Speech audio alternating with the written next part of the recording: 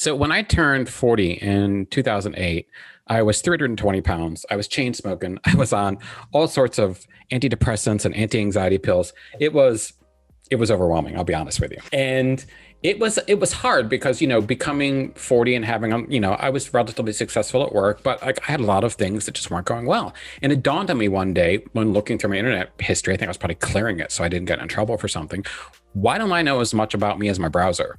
So this idea came to me in 2008 that I would write a little code that would take any time I picked up my phone, logged into my browser, sent an email, wrote a document, anything I did, it would take that data and move it someplace where I could see it. So this is step one, right? To autonomy, just finding yourself.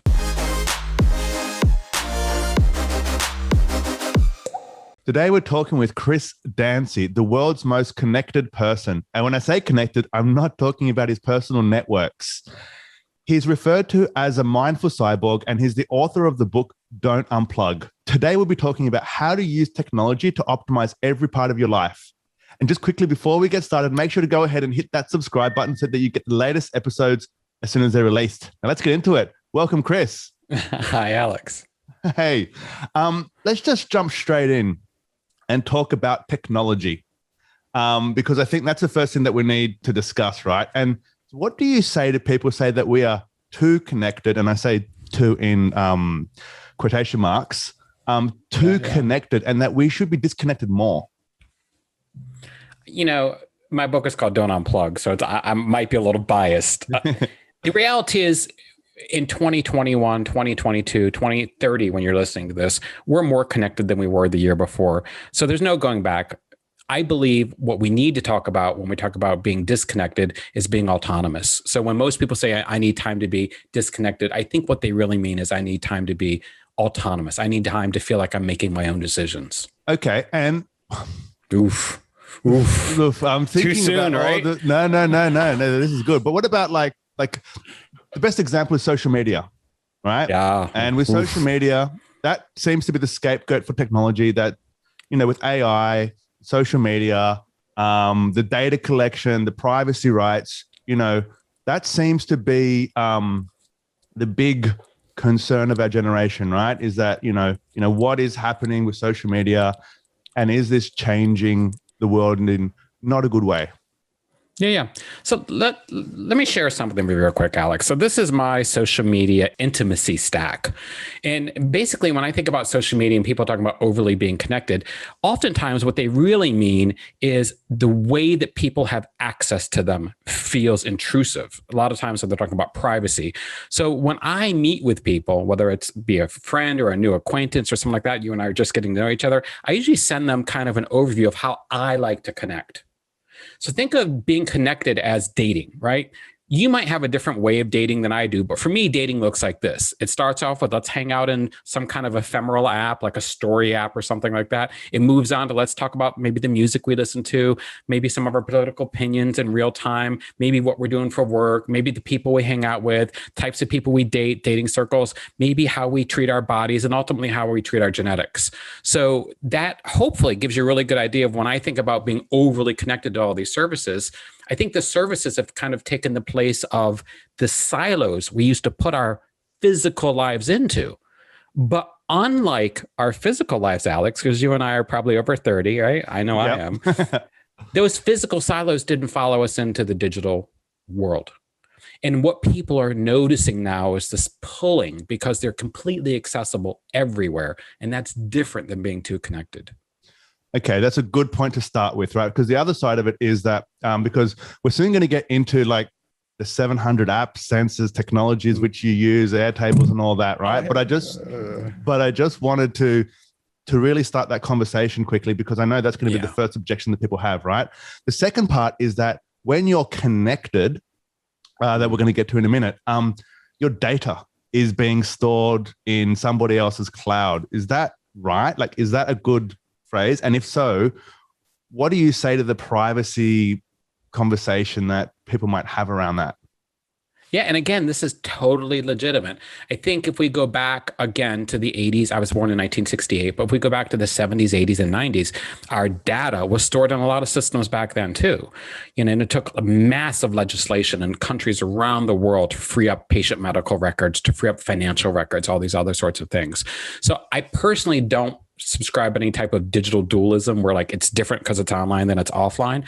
I do think it seems scarier now because a lot of our data is housed in these corporations that is accessible by other people. When your medical records were locked up at a hospital and your birth certificate was locked up at the court department and your bank statements are locked up at, the bank, it was different. You knew where to go. You knew who to talk to, and you knew what the document looked like. Okay, I need this piece of paper. It doesn't feel that way now.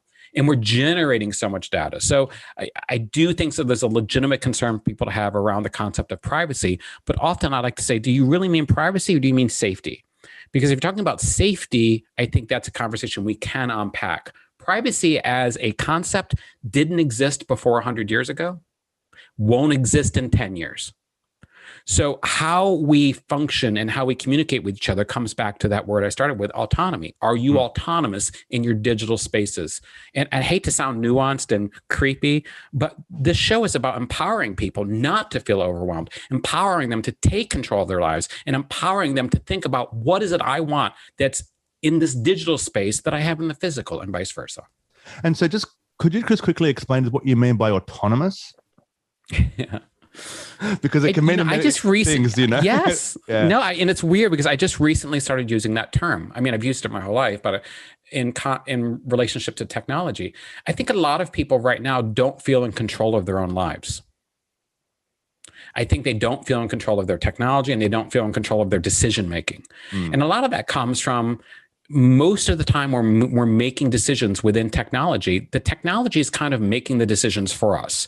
And we don't really see it in any type of elegant way. We just know that things are suggested to us, right? You go pick up your phone, right? There's a suggestion. Yeah. I like to show people, I have this little chart I drew for an event once. If you think about your decision-making being the black and the artificial intelligence being the red, right now we're at about a 60-40 split with how much information and decision-making we're making if you actually were to measure it on yourself. Your calendar drives a lot, but your calendar sometimes will make suggestions to you. Your phone will tell you to take a break. Your watch will tell you to get up. I mean, everyone from moms to kids to business people are using their devices to kind of drive these turn-by-turn directions. But you have to remember, when you insert your life into technology, it takes a lot to make sure that some other system doesn't nudge you in another direction, right? Even your phone will dim if it's too dark in a room so it doesn't blind your eyes. Right. So when I say autonomy, it's weird. I just started using that concept, but I think it's important because I think what we're feeling isn't overly connected, but underly autonomous. Got it. And so just to clarify, just for myself and hopefully the listeners as well. Yeah. So by autonomy, it's like you using the technology for how you want to use it, not letting the AI algorithms for some other company that is maybe kind of optimizing on other things that are not what you want. Is that what you mean? That's a perfect way. I'll give you a really straightforward example.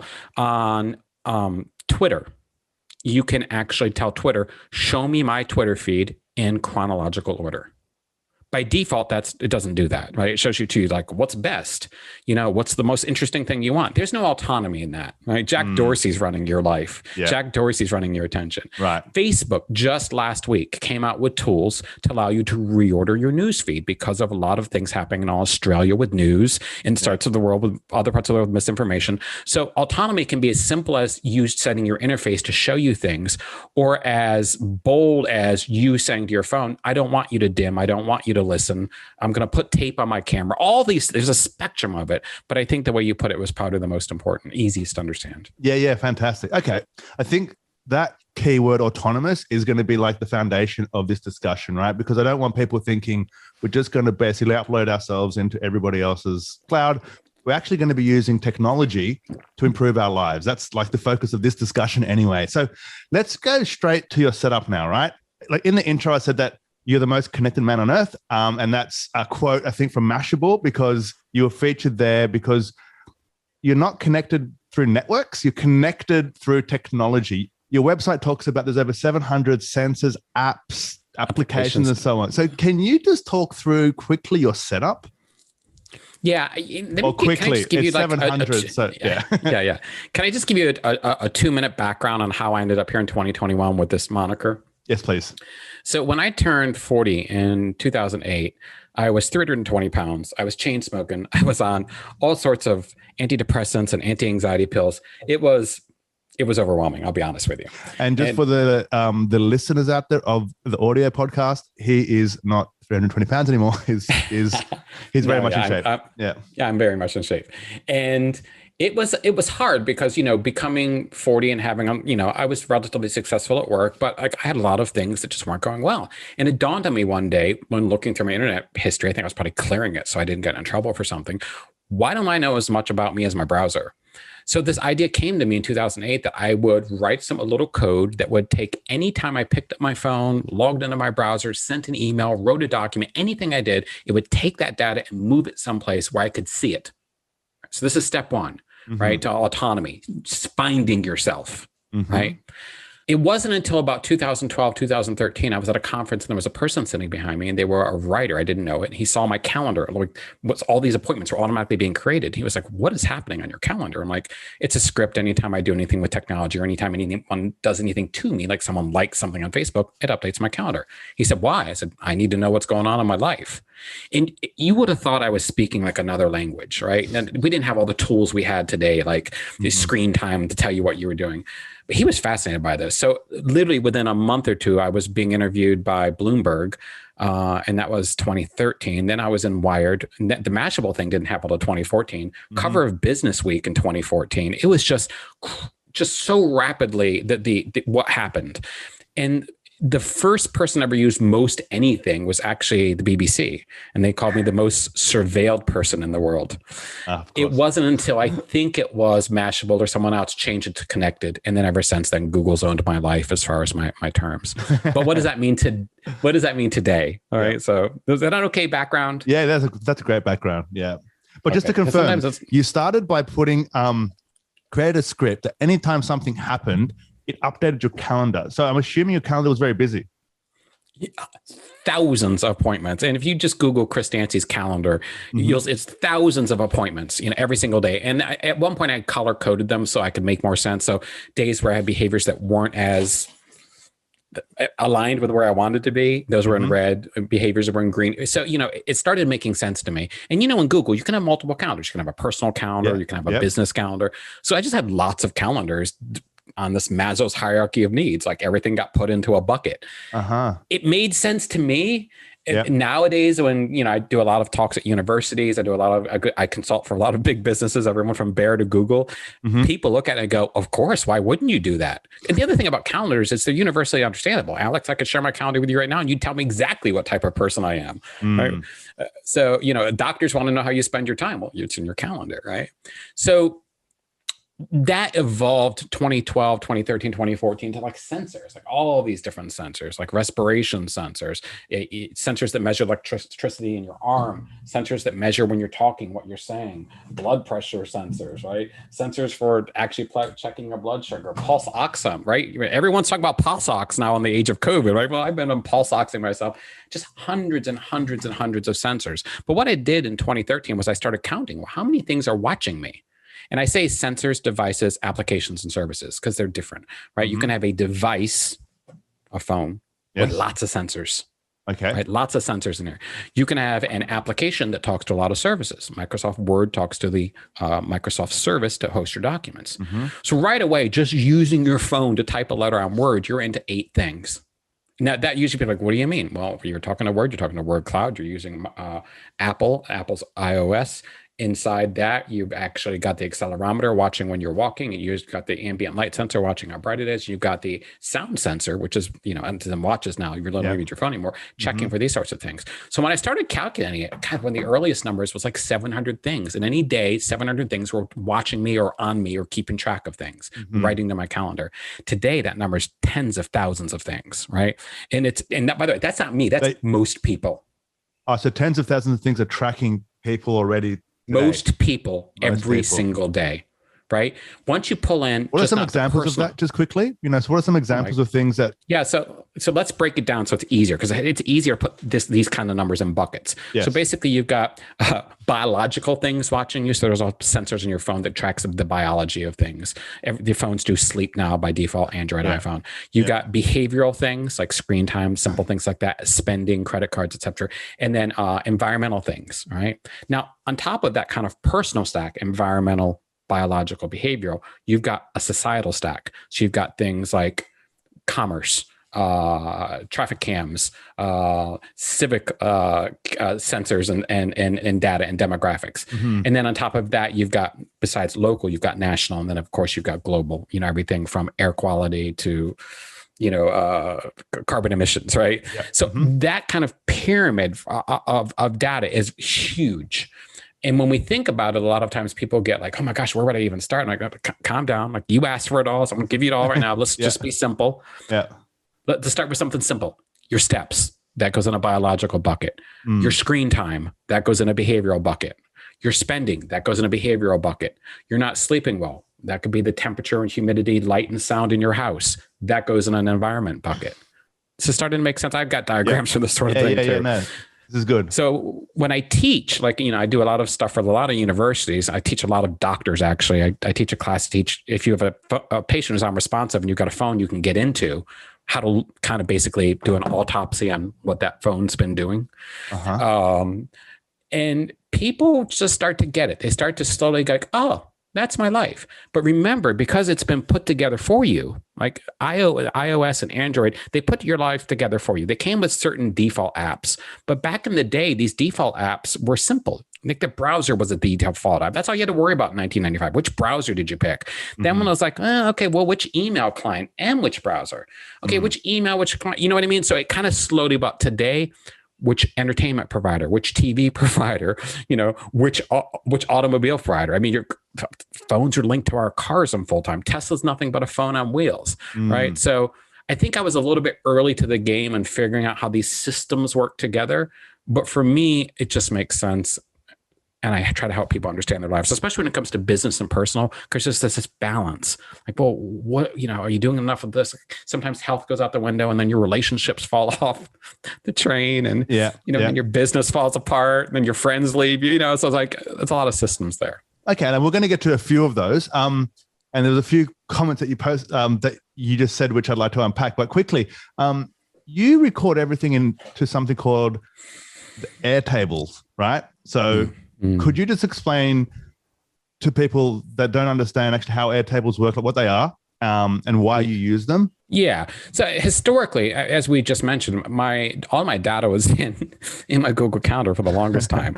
But then in 2014, 2015, I moved over to an aggregator system called Gyroscope. This is a book from Gyroscope. And what it would do is it takes similar information I was put in Google, but it would literally keep it in their source. And this company's still around today, and you can still get these books to see your life today. But what I found with Gyroscope, again, like a lot of these problems, was Gyroscope was deciding what was important. Right. So it's like Apple's deciding what's important to see. If you ever look at Apple Health Kit or Google Fits, like they're deciding what health things are important. Now you can favorite some of them, but they're still deciding for you. Right. For me in 2017, I was searching for a CRM. I was not trying to fix my data logging problem. I was like, how do I fix my CRM? And I, as a small business owner, had invested in a lot of time into research into CRMs. And every time I found one I kind of liked, it just, I had all the bells and whistles, but then again, it felt like somebody else's processes were being forced on me. This is how you would do CRM. This is not how I do CRM. So someone suggested I look at Airtable. What is Airtable? Well, that's the $1 million question. It's a $10 billion company with the $1 million question. At its essence, Airtable is a spreadsheet on steroids.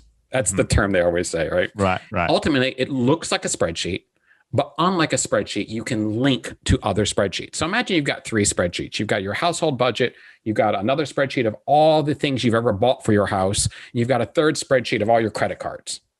Airtable would allow you to link the thing you bought to like the credit card you use to where it lives in your house. Does that make sense? So each row in a spreadsheet isn't a row, it's a record. And I'll give you an example of this right now. So I started playing around with it for Airtable to build a simple CRM. And then I realized, wait a minute, Airtable is allowing me to externalize the values I have for my customers and my life. Why would I stop at my CRM?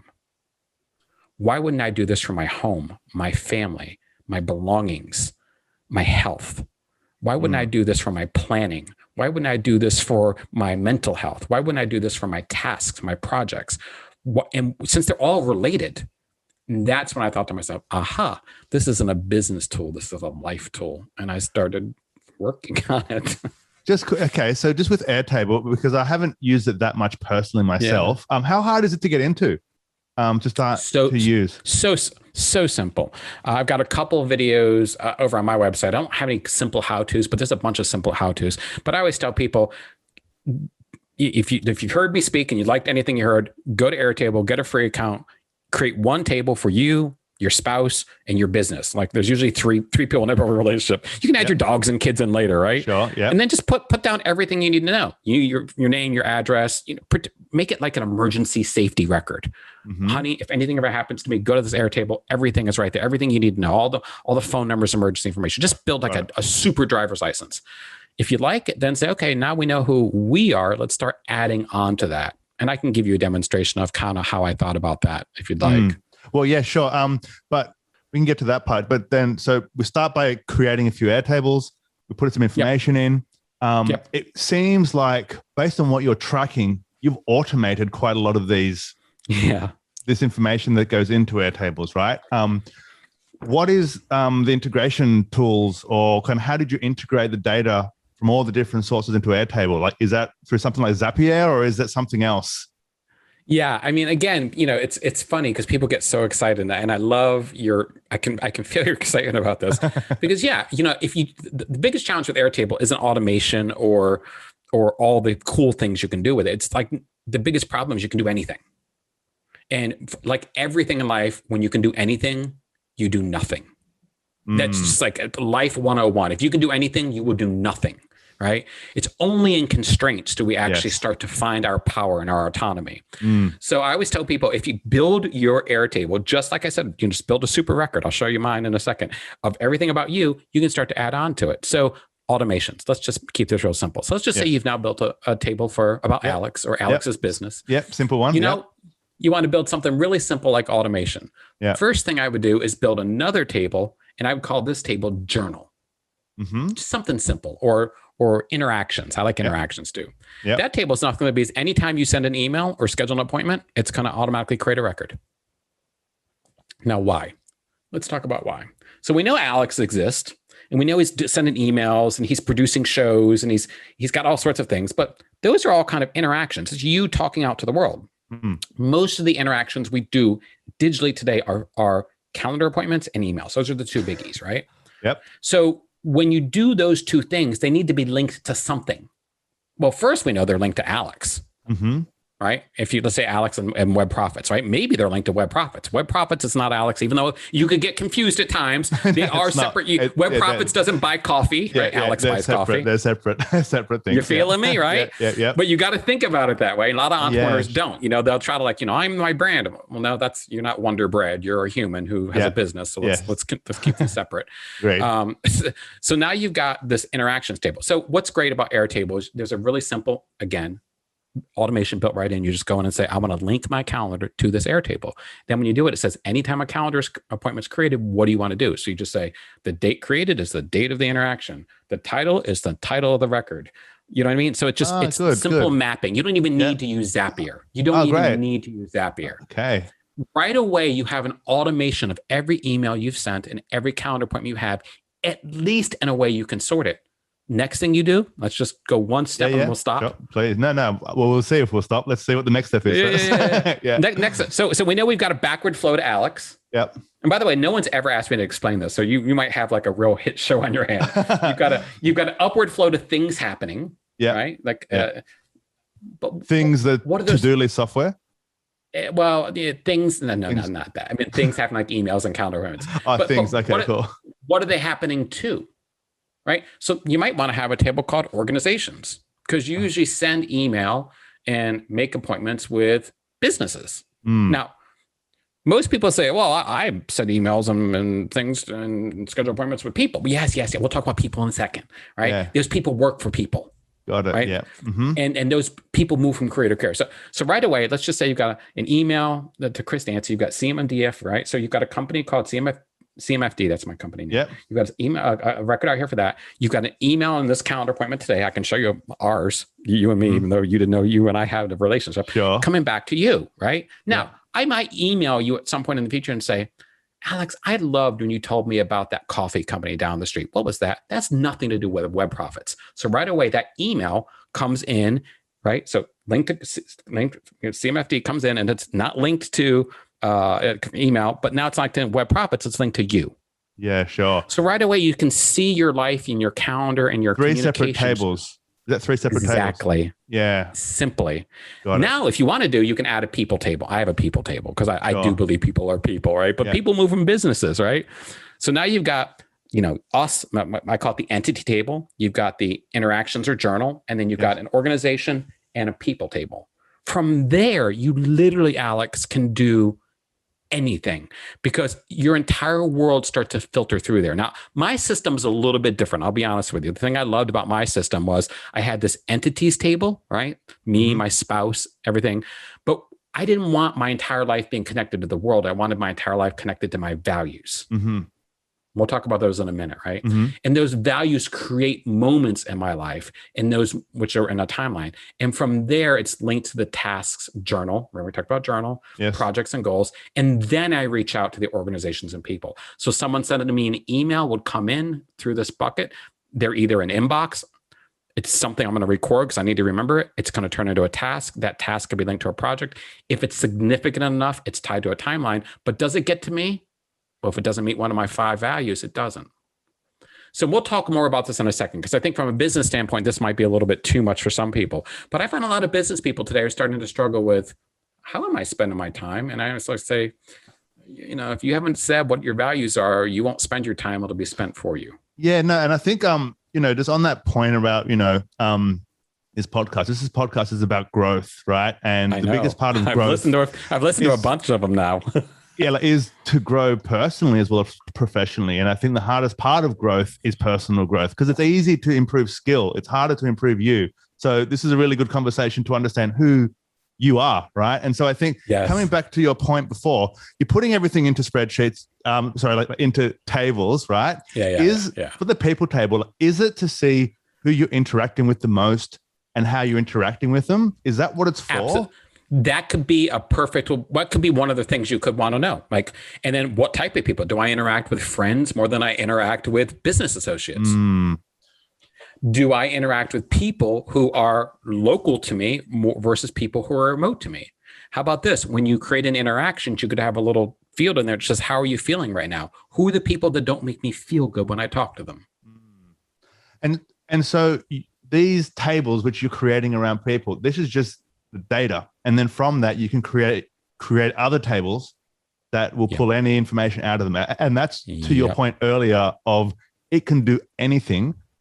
You got to be careful. So you got to be careful, because all of a sudden what you're doing is you just have a big, say for example, a contact list that could be just as far as that is taken, right? So okay. So is there a way which you would advise for people to maybe start to brainstorm the things that they want to figure out? Because it feels like, the kind of person I am, like I love tech software stuff. Like I'm just going to go, I'm going to log in, I'm going to create a table, and then I'm just going to start it. And then it's just going to not get to the point potentially.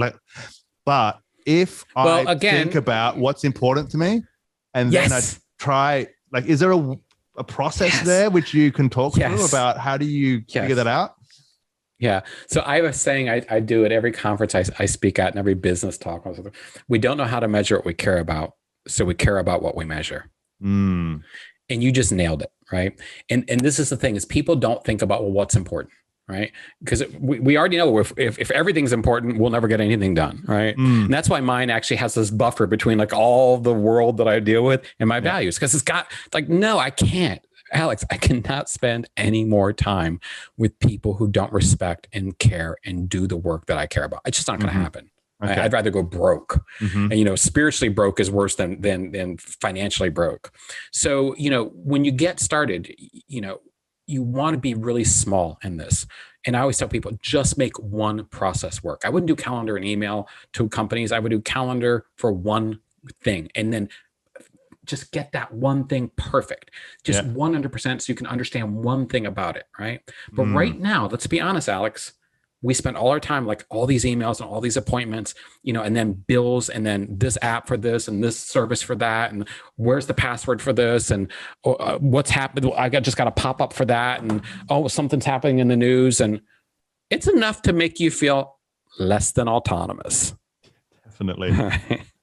What's interesting on that point, just quickly. So you're good. I don't think we're going to get to this point again, but I was really heavily advised to watch. I think, what's it called? The Social Experiment. It was the Netflix show about how kind of AI. The social dilemma. Sorry, the social dilemma. Forgive me. The social dilemma. And the one thing I got out of that at the end of it, because I was like, look, I understand how they all work. Yep. Look, I get it.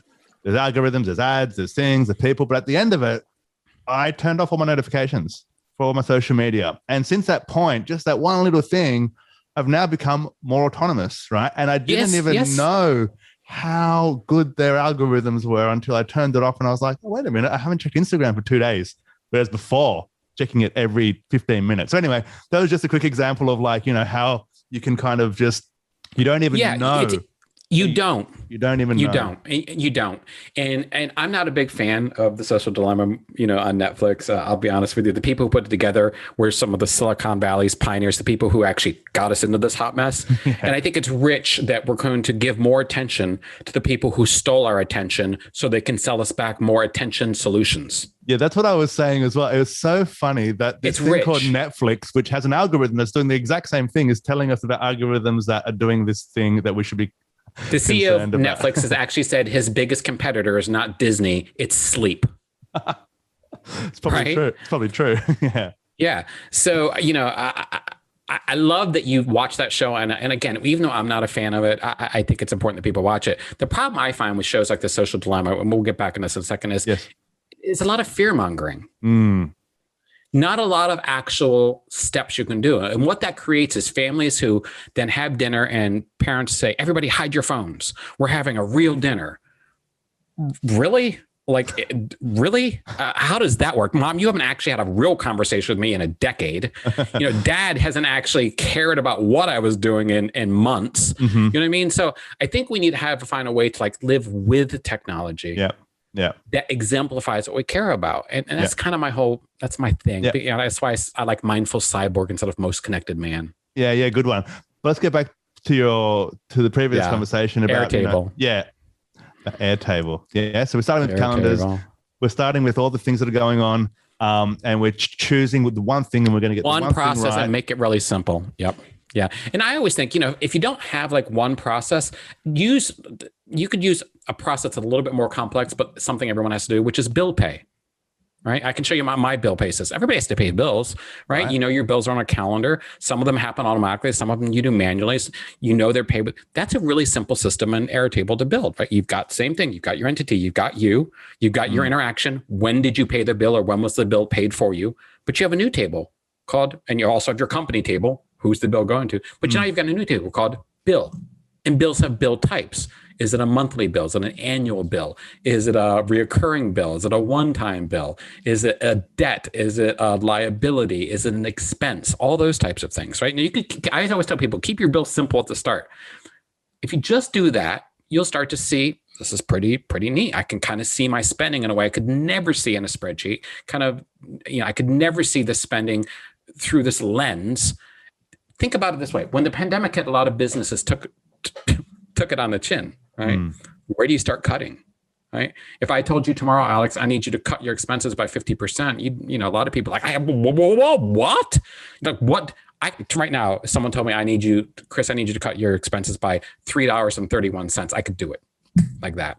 I'd know what I use, what's the most important. So it's really about coming back and saying, what do you want to see? And I think expenses is a really fun one. I think simple CRMs, this idea of personal CRMs is fun. A lot of people struggle with maintaining friendships, right? So just using that same system entity, right? You, right? Interaction, and then a people table, and just simple things, right? It'd be really nice if you created. If you ever had to go to court, tell me what you were doing on September the 15th, 2012. You'd be like, yep, I was here and I did this and I did that, and I've got all that. I can literally pull mine up in a book. I can literally pull mine up in a book for people. But the friend CRM is really interesting. I always say friend CRMs are fun because the same table structure, but then what you would do is you'd have a birthday column, but you'd also have a second column called the anti-Facebook birthday, which would be everybody's birthday minus one day. And what you would do is you'd send everybody a message just saying, I know your birthday's tomorrow, and all your fake Facebook friends are going to be messaging you. This message is from you, because from me to you, because I care. Right. Yeah, so it's about like autonomy. Right? How do you wrestle yourself back from these systems so you don't get lumped in with everyone else? You're really talking about literally tracking everything, literally tracking pretty much everything which you can track, which you can track. I am, but I don't encourage anyone to do that. Yeah, because that was the other part, is how much time are now you spending on reviewing the data and getting insight from it to help you change behaviors, spending patterns, improve fitness. How long are you spending reviewing the data? Because, that's the other part of it, right? Because everybody just kind of has all this, coming back to the CRMs, they have the CRMs with all this information in them, and yet they never look at it, and they never pull the reports, and they never combine the data to get proper insight. So how do you do it with all this data across so many Airtables? Yeah, I mean, and that's a really good point. I was actually going to pull up an example for you that might be, it's interesting. I don't know. You might think, well, that's not very interesting at all. So I actually had to just today go see a cardiologist because I've been having some challenges. I'm getting winded really easy when I'm exercising. Don't have any idea. It started in the middle of nowhere. I'm like, where in the heck is this coming from? I'm everybody's probably had that thing where like something strange has happened. So to your point, I'm not one of these people that does look at the data. Like, people are saying, well, you don't go back and look at the data. No, I don't. First of all, it'll stress me out. Okay. But the most important thing about all this data is you have to have it when you need it. Right. So I don't encourage people to go back and look at it. So what I had to do was, this doctor wanted to see me and he had like all these forms. So what I did was I ran a report in Airtable. You're looking at it, that just pulled out my medications, what I was taking, when things happened in my life, a text history of my life, my questions for the doctor, some data about my biological behavior over the last 2 years, my dietary trends over the last 2 years, and my exercise trends over the last 2 years. So he could see things changing in real time. Now, I would go crazy if I had to look at this every day, but to go to a new cardiologist who's never seen me as a 53-year-old man and have him try to figure me out in the 5 minutes he gives me in between all these patients, it's not going to happen. I need him to see me as a life that actually is understandable. And being able to have access to the data that I just showed you, to print it out and show to someone, is life-changing.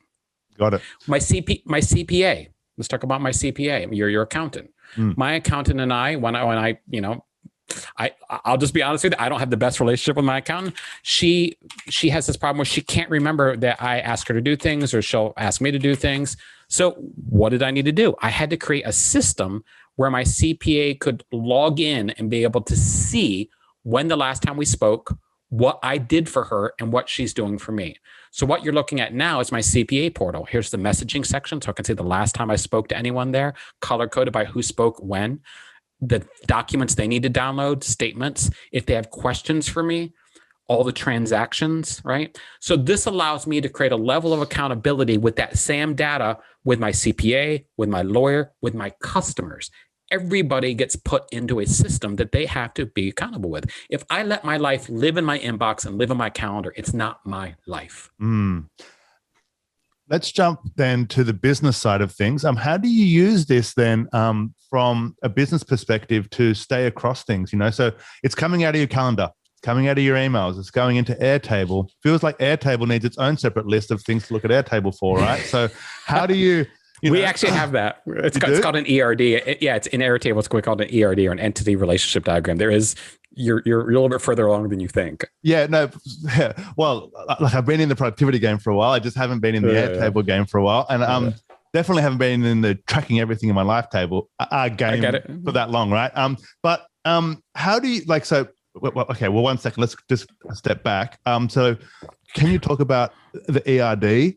Like, is that, like, is there a central kind of Airtable to all the other Airtables? Yeah. So the Airtable ERD. So this is a really simple ERD. So this is an ERD of my Airtable, and this probably makes a lot of sense to people who are watching the show. If you're listening, I'll describe it to you. But what I did was I took down the different tables in my Airtable. Right. We talked about entities. That's me.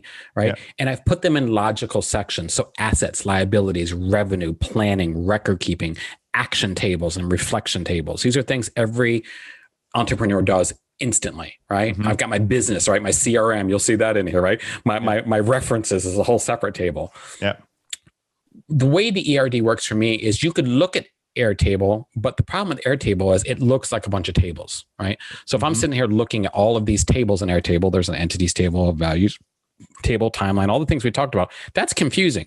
But an ERD gives you a top-down view. So if I want to come in and look at all the companies that I'm working with, I could just click on companies. That would take me into that record. If I wanted to see all of my current customers, I could click on CRM. So an ERD stands for Entity Relationship Diagram, and it shows you how your life, what if I was an actual database person, I'd be how your database, but I say life because your life is a database, is linked together. And I think a lot of productivity people get into saving time and not creating value.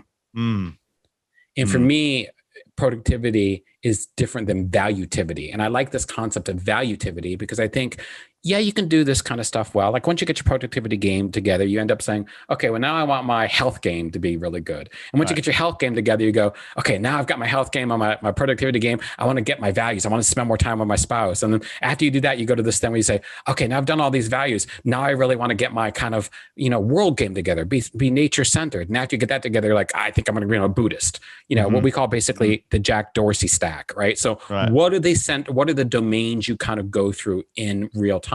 And for me, being able to map that in a database so that I can say, today I'm value centered, tomorrow I'm nature centered. I meditated this morning, I was being transcendent centered. I got a bunch of work done that's productivity centered. So from a business standpoint, if you're a business person, again, start simple, just build a CRM. But remember that CRM could be partitioned to do some for your personal life too. And if you're married, I can't tell you how many families struggle with these same concepts. Where is the money going? Where are we spending our time? When is this appointment? My Airtable on a calendar looks amazing because right away we can just say, show me all the things that we did that were centered around our values, right? So I keep talking about these values, right? So for me, as I've mentioned to you before, everything in my Airtable gets filtered through a value, right? So these are my values, right? Health is number one. Right. And we actually, as a family, defined health. Like, what is health? How do we define it? And that's usually your relationship with your body and your mind. Home is number two. It's your relationship with the people that make you feel safe. It's not a physical place. Home is not a place. It's the people, right? This can be your spouse. This can be your kids. It can be your pets. It can be your business partner, right? Family is the people you would get on a plane for, right? Usually it could be friends. It could be neighbors, but that's not traditional. This is the way I define these values. Work is what you do to create value. Financial values is what you do with the resources that come from the first four, and service is what you do to kind of serve your legacy. So if you see mine right away, you can see I've got tasks, journals, and bills. So my entire life, those are kind of the three things I measure. What am I doing? Tasks.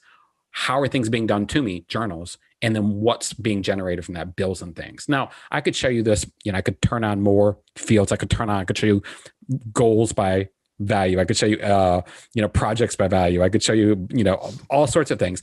But at the highest level, I just want to know this, right? So what I need people to start thinking about is when you think about all the things you're connected to and all the things you're trying to manage, if you haven't actually said, well, what are they serving? If they're just serving your bank account and an occasional vacation, you're not autonomous, right? You should be able to say, my bills, my money out every month goes out to health, home, family, financial, and service. You should be that simple. Like, you don't need mortgage and like expense. You can have all that, but at the top level, it's not important. My time, my tasks are going to health, home, financial, service, right? People contacting me. This podcast, right? For me is service, right? Yeah. It's like something I'm doing because I want to support you, Web Profits, and Justin, the gentleman contacted me. So I think it's a new way of kind of looking at our lives, but I think it's one we all desperately need to start to explore.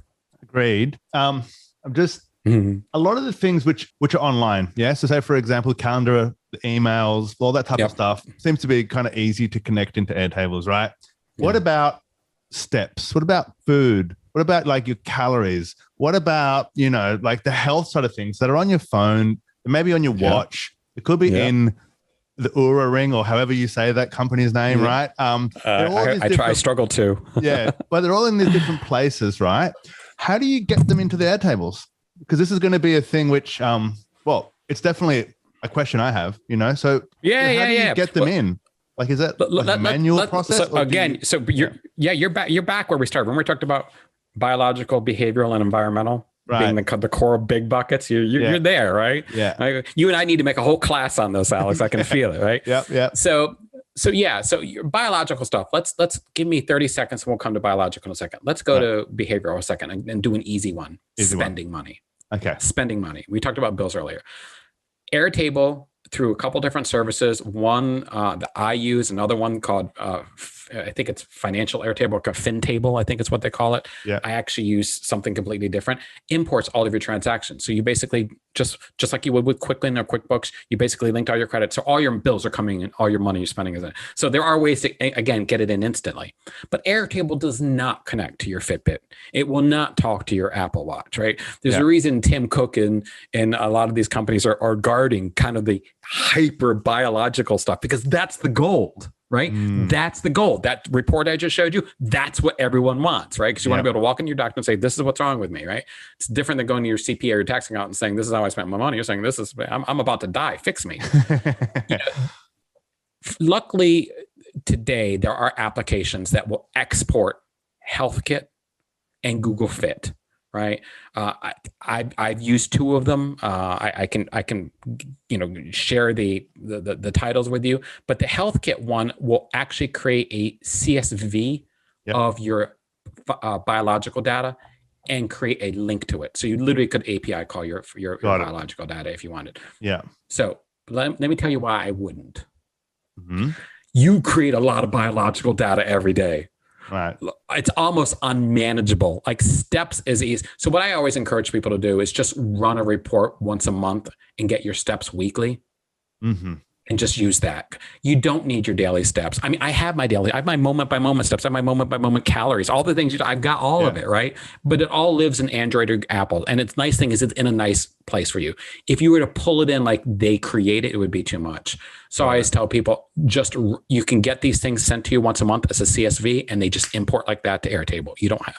Because CSV being comma separated value. I never know how geeky spreadsheet. Yeah, I never know how geeky I'm sounding. Is fine. Yeah. Collecting SQL kind of queries, maybe that's a bit advanced, but CSV is fine. Okay, so same stuff with anything you can't get that way, you can do through Zapier. Zapier will talk to a lot of these systems. Yeah. And then other, I'm not sure if it's popular, but a lot of people use, and I use IFTTT. If this then that. IFT. Yeah, if this and that, and they do a lot of home systems. So the sensors around my house, where we haven't even gotten to home stuff, right? The rain sensors, the light sensors, the Sonos. I got to make sure that doesn't come on here in a minute. All of these things also is data you can pull in and start to monitor them, right? Your electric bill, like how many kilowatts per month you use, how much water do you use, how much data does the internet company saying use? Was that data tied to a month where you watched a lot of movies? Did those a lot of movies actually come from a service that you don't think you're getting much value from, and how much family time was tied to that? Now, I'm going a little fast and deep because I know this is perfect. This is perfect. This is great. But I do want people to start to go again. For me, it's always been really important to be able to say and look my family in the eye, look my friends in the eye, and when I'm with them and go, I am really with you because I don't need to worry about anything else. Now, you can do that without all this technology, but the challenge is we live in 2021 and it might not work out real well. Yeah.